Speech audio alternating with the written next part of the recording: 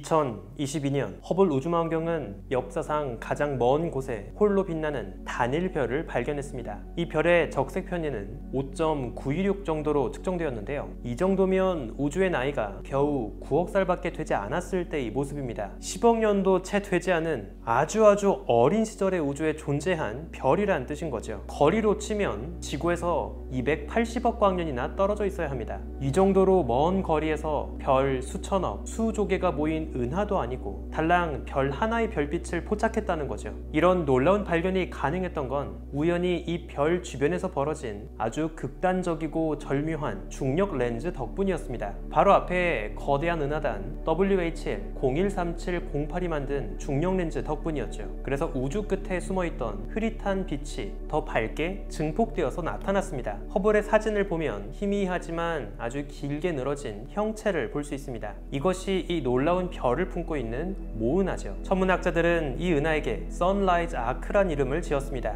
마치 지구 너머 태양빛이 스며들어오는 모습을 바라볼 때처럼 붉은 호의 모습을 하고 있기 때문이지요. 그리고 역사상 가장 멀리서 발견된 단일별 후보에겐 새벽의 별, 샛별을 뜻하는 에렌델이란 이름을 지었습니다. 빅뱅 직후 우주의 새벽이 밝아오던 무렵에 밝게 빛나고 있었던 별이란 뜻인 거죠. 그런데 최근 이 에렌델의 정체를 두고 새로운 논쟁이 벌어지고 있습니다. 아쉽게도 에렌델은 가장 멀리서 발견된 단일별이 아니었을지도 모릅니다. 별 하나가 아니라 별 여러 개가 우글우글 모여있는 성단일 가능성이 있죠. 어쩌면 에렌델은 우주 끝에서 외롭게 빛나던 외톨이 별이 아니라 우주 끝에서 방금 만들어진 어린 아기 성단이었을지도 모르겠습니다. 우주 먼지의 현자타임즈, 에렌델의 정체를 두고 벌어지고 있는 놀라운 이야기를 소개합니다.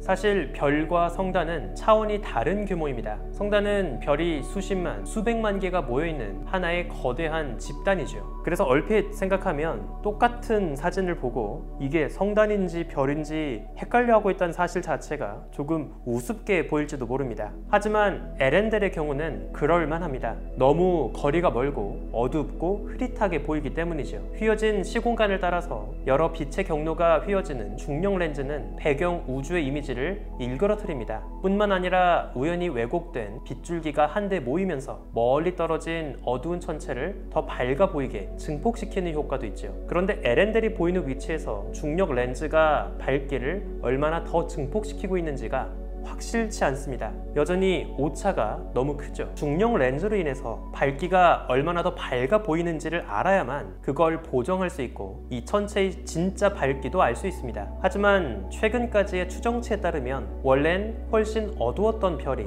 아주 극단적인 우연이 겹친 덕분에 무려 4000배에서 40,000배까지 밝기가 더 증폭되었다는 설이 있습니다. 하지만 또 반대로 그 정도까지는 아니고 원래 더 밝았던 성단이 적당히 밝게 증폭되어서 보이는 거란 설도 있죠. 최초 발견 이후 제임스 웹도 에렌델을 겨냥했습니다. 당초 분석에서 천문학자들은 단순히 이미지, 측광 분석만 진행했는데요. 그리고 중력 렌즈로 인해서 별의 밝기가 얼마나 더 증폭되었을지를 반영해서 이 에렌델의 잠재적인 사이즈를 최대 4000AU 정도일 거라 추정했습니다. 태양과 지구 사이 거리에 비해서 4000배나 더 크다는 뜻이죠. 굉장히 거대한 사이즈지만 어쨌든 아주 큰 단일별 정도로 봤습니다. 그리고 당시 제임스 웹 관측은 에렌델이 아주 크고 밝은 B형 별일 가능성이 있다고 보여줬는데요. 태초에 우주에서 갓 만들어진 사실상 1세대 별에 근접한 아주 밝고 무거운 별일 수 있지요. 다만 추정된 질량과 밝기가 너무 지나치게 컸기 때문에 별 2개가 붙어있는 쌍성일 가능성까지 이야기되었습니다. 그런데 최근 제임스 웹의 더 세밀한 스펙트럼 데이터를 통해서 또 전혀 다른 가능성이 튀어나온 겁니다. 단일별도 눈부신 쌍성도 아니고 별이 훨씬 더 많이 모여있는 원시 성단일 가능성이죠. 어쩌면 에렌델은 초기 우주에서 빚어진 아기 구상 성단에 더 가까워 보입니다. 별이 혼자 있을 때와 여럿이 모여있을 때 스펙트럼은 달라집니다. 조금씩 다른 온도를 머금고 있는 별들이 함께 모여있게 되면 각각의 별들이 방출한 스펙트럼이 함께 뒤섞이게 되고 전혀 다른 스펙트럼 칵테일이 만들어지죠. 이번 분석은 제임스 웹의 니어 스펙 데이터를 활용했습니다. 그리고 스펙트럼의 형태가 단일 별이 보여야 하는 특징과는 많이 다르다는 것을 확인했죠. 에렌델과 함께 길게 일그러진 선라이저 아크 은하 이미지를 채우는 또 다른 작은 반점들도 있습니다. 이 반점들은 초기의 분석 때부터 성단으로 분류된 천체들인데요. 이번 분석은 직접 에렌델과 이 반점의 스펙트럼을 비교했죠. 그랬더니 아주 비슷한 패턴을 보입니다. 에렌델은 단일별이 아니라 에렌델과 반점 모두 금속 함량은 태양의 10%에 못 미치고 나이는 3천만 년 정도 된 별들이 바글바글 모여있는 성단이라고 가정하면 이 스펙트럼들을 아주 잘 설명합니다. 당초 분석에서 고려하지 않았던 암흑물질 헤일로를 계산에 추가하면 에렌델의 잠재적인 사이즈도 크게 달라집니다. 4000AU 정도 크기의 큰 별 정도일 거라 생각했던 것에 비해서 이번 분석은 에렌델이 지름 6.5광년 정도에 이르는 더 커다란 성단이어야 한다는 걸 보여줍니다. 애초에 에렌델이 구상성단이었다면 단일 별이었을 때보단 더 밝았을 겁니다. 그리고 이번 분석은 초기에 추정했던 중력 렌즈의 효과가 다소 과장되었다는 걸 보여줍니다. 에렌델의 밝기는 수천, 수만 배까지 밝아지지 않았습니다. 대신 43배에서 67배 정도 수준에서 밝기가 증폭된 걸로 보이죠.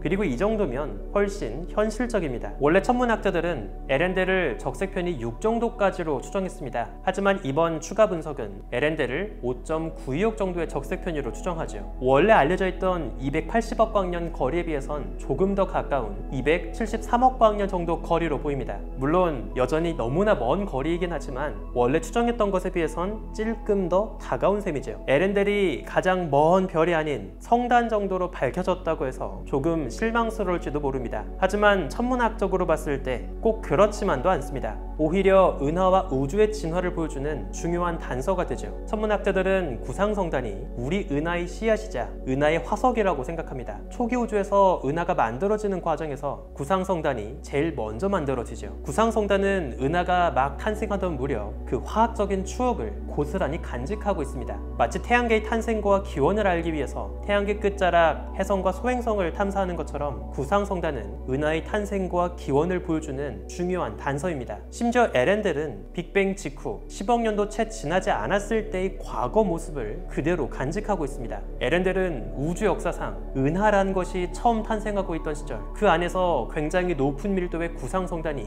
이미 존재하고 있었다는 걸 보여줍니다. 그리고 이번에 추정한 에렌델의 여러 특징들은 시뮬레이션이 예측했던 아기 성단의 모습과 정확히 일치하죠. 아쉽게도 에렌델이 별이 아닌 것으로 최종 결론이 난다면 현재까지 인류가 가장 멀리서 발견한 별의 타이틀은 고질라가 차지하게 될 겁니다. 정말입니다. 정말로 별의 이름이 고질라입니다. 고질라는 약 109억 광년 거리에 떨어진 별인데요. 마찬가지로 은하단이 만든 극단적인 중력 렌즈 덕분에 발견했죠. 이 은하단 주변에서 뚜렷하게 휘어진 모습을 하고 있는 한 은하의 허상을 볼 수 있습니다. 천문학자들은 여기에서 유독 눈부시게 빛나는 별을 하나 발견했죠. 무려 우리 태양에 비해서 5천만 배나 더 밝게 눈부시게 빛나고 있습니다. 그래서 천문학자들은 이 압도적인 별에게 괴물 고질라 이름을 지어주었죠. 이 별이 밝게 빛나고 있는 먼 은하를 선버스트 갤럭시라고 합니다. 그런데 최근엔 이 고질라도 마찬가지로 에렌델처럼 별이 아닌 성단일 가능성이 거론되고 있습니다. 최근 진행한 VLT 관측은 고질라가 사실은 태양 질량의 수백만 배 정도의 질량을 품고 있고 400만에서 600만 년 정도 된 아주 어린 성단일 가능성을 보여줍니다.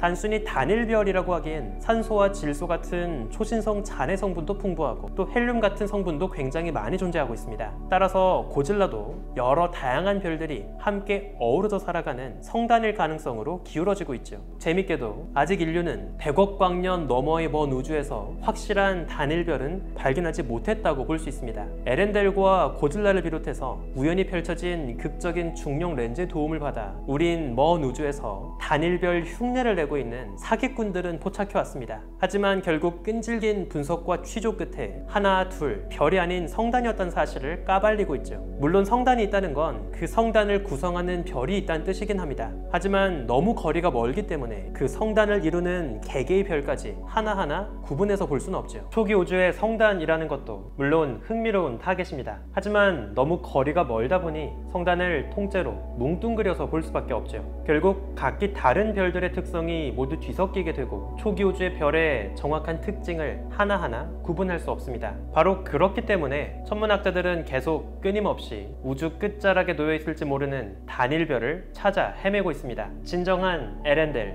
우주의 진정한 샛별은 아직 우리에게 나타나지 않았습니다. 우주먼지의 현저타임즈, 오늘은 여기에서 마칩니다. 구독과 좋아요도 부탁드릴게요. 우주먼지 여러분, 감사합니다. 안녕.